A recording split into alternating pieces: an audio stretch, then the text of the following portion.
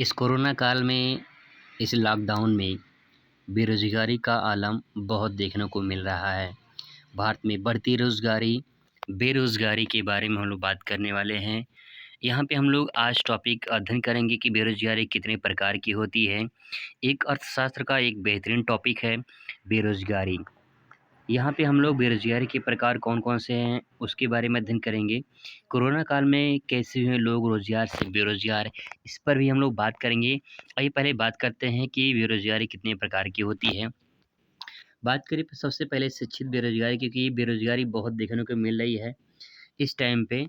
तो शिक्षित बेरोज़गारी वे बेरोज़गारी होती है जिसमें लोग पढ़े लिखे होते हैं यानी शिक्षित होते हैं और वे काम करने के लिए इच्छुक होते हैं, लेकिन उन्हें काम नहीं मिले तो उसे शिक्षित बेरोज़गारी कहा जाता है। तो गाइज़ यहाँ पे हम कह सकते हैं कि शिक्षित बेरोज़गारी वे बेरोज़गारी होती है जो शिक्षित होते हैं, जो पढ़े लिखे होते हैं और वो काम करना चाहते हैं बट उन्हें काम ना मिले, तो उन्हें हम शिक्षित बेरोज़गारी कहते हैं। तो इस तरह से आप शिक्षित बेरोज़गारी को समझ सकते हैं। अगले पॉइंट पे बात करते हैं, जो अगला पॉइंट है यहाँ पे मौसमी बेरोज़गारी। मौसमी बेरोज़गारी ये ज़्यादातर बेरोज़गारी ग्रामीण क्षेत्रों में देखने को मिलती है। ये ज़्यादातर कृषि से संबंधित होती है। इसमें मौसम के अनुसार जो है रोज़गार मिलता है, फिर इसके बाद जैसे ही सीज़न ख़त्म होता है, लोग वहाँ पे बेरोज़गार होते हैं। यहाँ पे कृषि संबंधित है, यहाँ पे कुछ फसलें हैं, जैसे कि अगर गेहूँ का टाइम है, तो उस टाइम पे लोग कुछ रोज़गार थोड़ा मिलता है, इसके बाद फिर बेरोज़गार हो जाते हैं। जब धान का टाइम आता है, तो फिर कुछ रोज़गार मिलता है, फिर इसके बाद जो बेरोज़गार हो जाते हैं। तो मौसमी बेरोज़गारी जो होती है वो ग्रामीण क्षेत्रों में मिलती है और कृषि से संबंधित होती है। तो इस तरह से मौसमी बेरोज़गारी को आप समझ सकते हैं।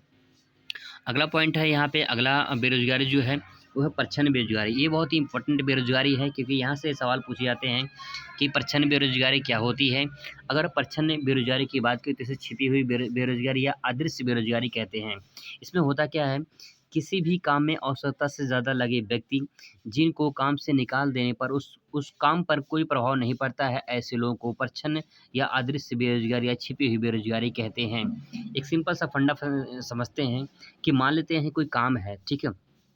मान लेते हैं कोई काम है और उस काम में 10 लोग की आवश्यकता है। कोई काम है और उसमें 10 लोग की आवश्यकता है, लेकिन इसमें 5 लोग एक्स्ट्रा लगे हुए हैं, 5 लोग इसमें एक्स्ट्रा लगे हुए हैं। अब उस काम पे से इस 5 लोग को अगर हटा दिया जाए, तो उस काम पर कोई भी जो काम होगा, उस काम पर कोई प्रभाव नहीं पड़ेगा, ठीक है? उस काम पर कोई प्रभाव नहीं पड़ेगा, जो 5 लोग को हटा देंगे अगर। तो जो 5 लोग एक्स्ट्रा लगे हुए हैं, इन्हीं को प्रच्छन्न बेरोज़गारी कहते हैं, अदृश्य बेरोज़गारी कहते हैं, छिपी हुई बेरोज़गारी कहते हैं, क्योंकि इनके लगे होने से उस काम पर कोई प्रभाव नहीं पड़ता है और इनको हटा दें, फिर भी उस काम पर कोई प्रभाव नहीं पड़ता है।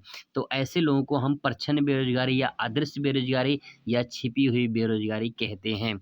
तो गाइज़ इस तरह से प्रच्छन्न बेरोज़गारी को समझ सकते हैं, बेरोज़गारी को। अब अगले पॉइंट में बात करते हैं दैनिक बेरोज़गारी। ये बहुत ही कमाल की पॉइंट है, क्योंकि इस कोरोना काल में ऐसे बेरोज़गारी देखने को बहुत मिलती है, क्योंकि जो लोग डेली कमाते थे, डेली खाते थे, उनका जो दिनचर्या चल रहा था उस टाइप से, वो इस तरह से बेरोज़गार हो गए हैं। तो ये बेरोज़गारी इस कोरोना काल के लॉकडाउन में ज़्यादा देखने को मिल रही है।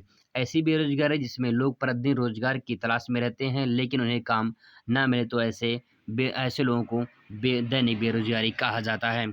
तो गाइज़ यहाँ पे समझ सकते हैं दैनिक बेरोज़गारी जो हर दिन काम करते हैं और जो है अपनी जीवन यापन के लिए जो दिनचर्या चलाते हैं, लेकिन अगर उनको अपनी काम चलाने के लिए अगर रोज़गार ना मिले, तो ऐसे लोगों को जो है जो है दैनिक बेरोज़गारी कहा जाता है। तो फ्रेंड्स, इस तरह से बेरोज़गारी के प्रकार थे। आई होप आपको ये वीडियो पसंद आएगा। आपसे मुलाकात दूसरे वीडियो में, तब तक खुश रहिए, मस्त रहिए, ज़िंदगी में स्वस्थ रहिए। धन्यवाद।